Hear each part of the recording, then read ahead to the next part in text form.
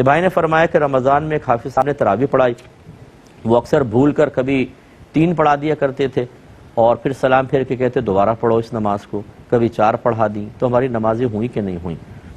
دیکھیں، سب سے پہلے تو میں کمیٹیوں سے گزارش کرتا ہوں، جو مسجد کی کمیٹی ہوتی ہے، کہ آپ صرف حافظ کا انتخاب اس وجہ سے نہ کریں کہ وہ بہت ہی خوبصورت پڑھنے والا ہے، بلکہ اس کو شرعی مسائل بھی آنے چاہیے، ورنہ یاد رکھیے گا میرے جملہ، تمام لوگوں کی نمازوں کی بربادی کا وبال آپ پر ہوگا۔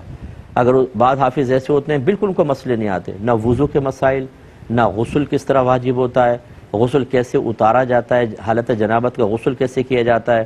نہ ان کو نجاستوں کی پہچان پتہ ہے، نہ ان کو کپڑے پاک کرنا آتے ہیں۔ جس گھر سے ان کا تعلق ہوتا ہے ان کے گھر کی خواتین سے معلوم کر لیں کہ آپ کو کپڑے پاک کرنا آتے ہیں، نو،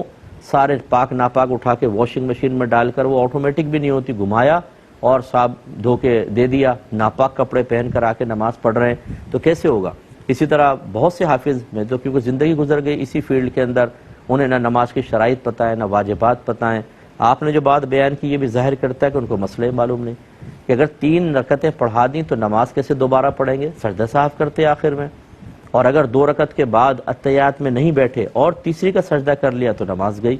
پھر یہ کہ ان کو دوبارہ پڑھنی چاہیے تھی۔ تو یہ عجیب و غریب مطلب یہ کہ صورتحال ہوتی ہے کہ ہم حافظ کو رکھنے کے لیے کہتے ہیں حافظ صاحب 2 رکعت نماز آپ پڑھیں، ہم سنیں گے اور مقتدی سنیں گے، آپ کی قرات پسند آئے گی تو رکھ لیں گے۔ یعنی صرف آپ نے خوش الہانی کے لیے رکھا ہے ایک قاری صاحب کو، ایک حافظ صاحب کو، یا آپ نے نمازیں پڑھوانی ہیں، تراویح اللہ کی بارگاہ میں سنت موقدہ ادا کروانی ہے؟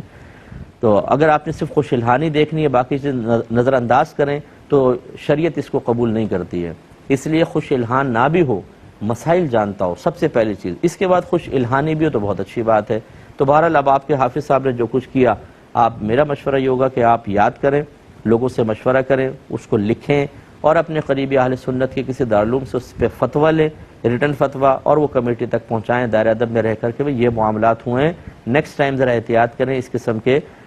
جو لا علم اور علم دین سے خالی حافظ صاحب ہیں ان کو نہ کھڑا کریں، ورنہ ہماری نمازیں برباد ہوتی ہیں اور وبال آپ پر بھی ہوگا۔